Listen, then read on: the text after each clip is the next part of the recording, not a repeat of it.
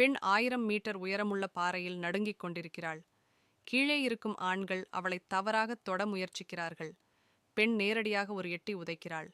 அந்த ஆள் வலியால் அலறித் துடித்து அப்படியே செத்துப்போகிறான். பெண் பயத்தில் பதறிப்போய் வேகமாக மேலே ஏறத் தொடங்குகிறாள். மீதமுள்ள 3 அயோக்கியர்களும் கோபப்படுகிறார்கள். பெண் கேட்காதது போல் நடிக்கிறாள். அவள் பயத்தின் காரணமாக கவனத்தை சிதறவிடக்கூடாது. ஏனென்றால் அவளுடைய உள்ளங்கைகள் முழுவதும் வியர்த்துக் கொண்டிருக்கின்றன. அவள் முதலில் மலை உச்சிக்கு ஏறிவிட்டால் மறுபக்கமுள்ள மலைப்பாதையின் வழியாக தப்பிக்க முடியும் என்று அவளுக்கு தெரியும். ஆனால் அடுத்த நொடி அவளுக்கு மிகவும் பயப்படும் விலங்கு பாம்பு. ஆனால் அவள் கையை விட முடியாது. செத்தாலும் விட முடியாது. அது ரொம்ப நல்லா இருக்கு, நீ செத்துத் தொலை. அவன் தன் பையிலிருந்து ஒரு மெல்லிய நூலை எடுத்து கயிற்றை இழுக்கிறான். ஆனால் அடுத்த கட்டம்தான் மிகவும் ஆபத்தானது. அவன் கயிற்றை பிடித்து உயிரை பணயம் வைத்து ஏற முயற்சிக்கிறான். அதிர்ஷ்டவசமாக அவன் வெற்றி பெறுகிறான். அப்போது பெண் மேலே ஒரு கூடாரம் தொங்கிக் கொண்டிருப்பதை பார்க்கிறாள்.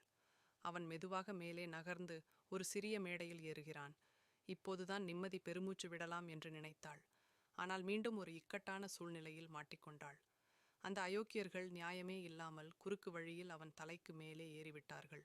இப்போது அவ்வளவுதான். அந்த ஆள் கயிற்றை கீழே போட்டு பெண் போராடுவதை விட்டால் அவளை விட்டுவிடுவதாக சொல்கிறான். ஆனால் கயிற்றை இழுக்கும்போது அவளுக்கு கிடைப்பது பெண்ணின் சர்வதேச வணக்கம்.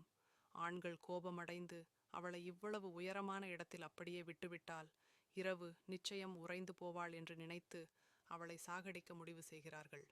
ஆனால் பெண் சும்மா இருக்க தயாராக இல்லை. அவள் அருகில் கிடந்த கந்தல்களை எடுத்து பலவீனமான கொக்கியில் தொங்க விடுகிறாள். பிறகு எப்போது வேண்டுமானாலும் ஆழமான பள்ளத்தாக்கில் விழக்கூடிய அந்த கூடாரத்திற்குள் நுழைகிறாள். எப்படியோ இப்போது கொஞ்சம் ஓய்வெடுக்கலாம். ஆனால் மேலே இருக்கும் அயோக்கியர்கள் மீண்டும் ஏதாவது செய்கிறார்கள். ஆபத்தான தருணம். அவள் அவனது முதுகு பையை கட்டியணைத்து உயிர் பிழைத்தாள். ஆனால் அந்த வெறி பிடித்தவன் வெறித்தனமாக ஒரு கத்தியை உருவினான். அதிர்ஷ்டவசமாக பெண் சுறுசுறுப்பாக பாறையை பிடித்து மேலே ஏறினாள். அளவுக்கு அதிகமாக பயந்த அவள் முற்றிலும் உடைந்து போயிருந்தாள். ஆனால் அவள் மீண்டும் தன்னை தேற்றிக்கொண்டு ஆடிக்கொண்டிருந்த கூடாரத்திற்குள் மீண்டும் நுழைந்தாள். களைத்து போன பெண் ஒரு நொடியில் தூங்கிவிட்டாள். ஆனால் அடுத்த நொடி ஒரு சிறிய சத்தம் அவளை எழுப்பியது. குழப்பத்தில் பெண் அயோக்கியனை கத்தியால் குத்துகிறாள். வலியால் அலறியவன் பெண்ணை தூக்கி எறிகிறான். அதிர்ஷ்டவசமாக பெண் அவனது பெல்ட்டை இறுக்கமாக பிடித்து கொள்கிறாள்.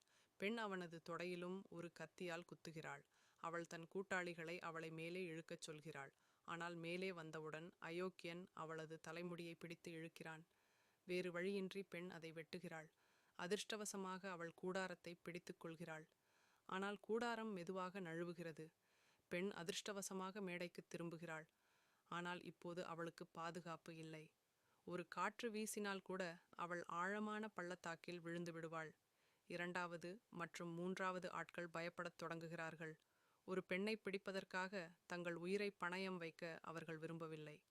தலைவனிடம் சொல்லாமல் திருட்டுத்தனமாக கீழே இறங்க நினைக்கிறார்கள்.